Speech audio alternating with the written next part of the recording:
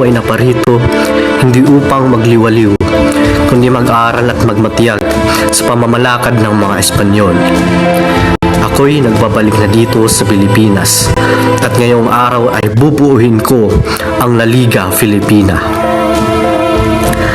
Tayong mga kasapi ng samahang ito ay magtutulungan, magdadamayan at higit sa lahat ay magkakasa sa layuning patatagin ang edukasyon, agrikultura at komersyo.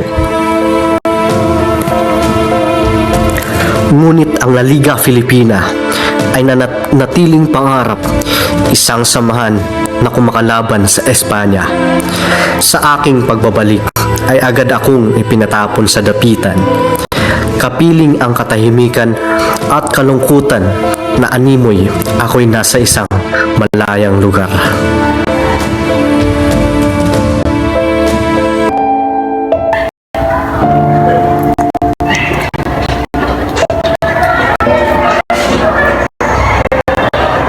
Pinagsabihan ng inang gamo-gamo ang kanyang anak na huwag lumapit sa apoy ng lampara para hindi siya masunog, ngunit hindi nakinig ang anak. Siya ay lumipad laro malapit sa apoy at namatay. Kung nakinig sana ang anak sa kanyang ina, sana hindi siya napahamak. Pepe, naiintindihan mo ba ang kwento ng batang gamo-gamo? Opo, pero ngayon po ba yan ina? Oo, Pepe. Kaya't hindi mo dapat tularan ng batang gamo-gamo, sapagkat dapat ay tumayo siya sa apoy nang hindi nabuwis ang kanyang buhay. Ngunit ina, ako ay bata at matapang. Bakit ko po pipigilan ang aking sarili sa pag-abot ng aking gusto? Gaya ng gamo-gamo, siya'y naakit sa apoy kaya siya'y namatay. Kung gusto ko po bang makahanap ng kasagutan sa aking mga katanungan, kakailangan ko po bang mamatay gaya ng gamo-gamo?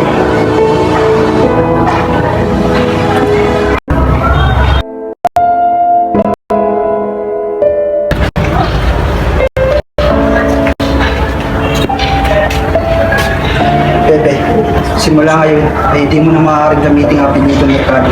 Kapanganib para sa iyo. Madadamay ka sa paghihiganti ng mga Kastila laban sa atin.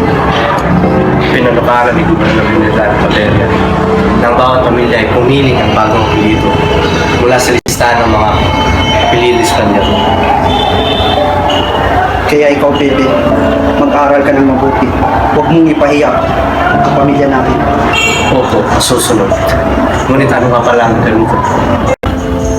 Rizal.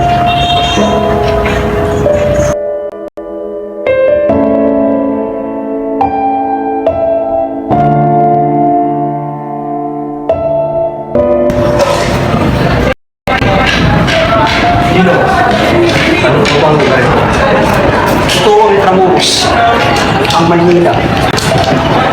Dito din matatagpuan ang palasyo ng pinakamataas na himnal sa Pilipinas.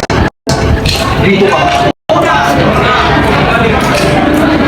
Sa unang pagkakataon, magagamit ko ng apelyido Rizal. At ako'y tatawag ko si Rizal ng Bispo Mercado.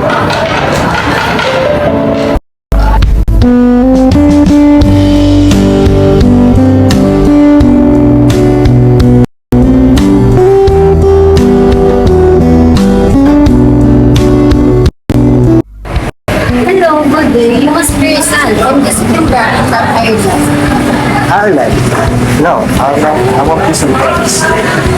Welcome from Ireland and really beautiful. By the way, I'm Rizal.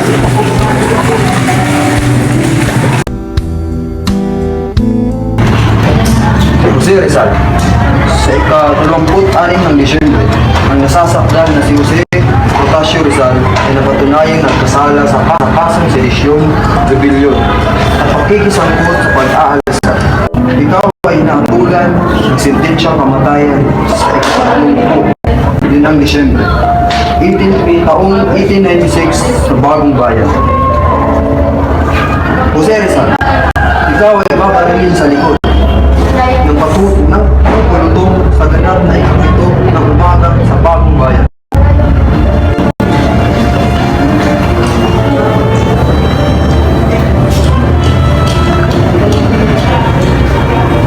Naku, anong nangyari sa iyo?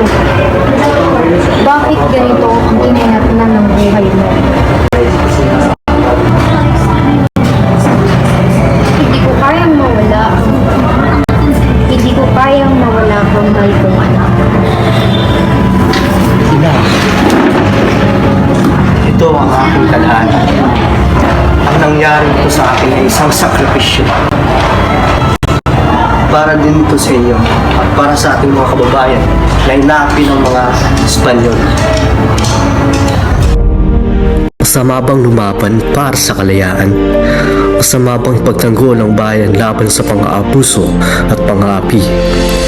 Kasalanan bang ilantad ang mga katiwalian na nangyari sa ating bansa? Krimen ba may tuturing ang pagpapakabayani sa sariling bansa?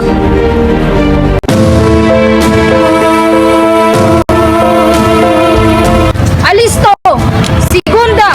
Apunta!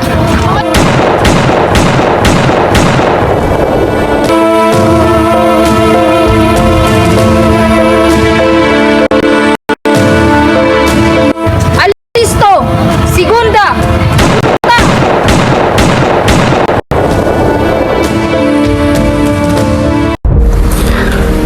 Adios. Pinupuntuho kong bayan ay paalam. Lupang iniirog ng sikat ng araw, mutyang malaga sa dagat silangan. Kaluwalhatiang sa amig, pumanaw.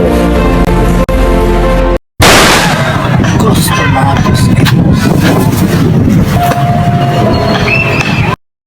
kaya siya ay nakata. Okay na ko. Takdal na si Jose Rizal Ocasio. Balik-balik siya. Ano?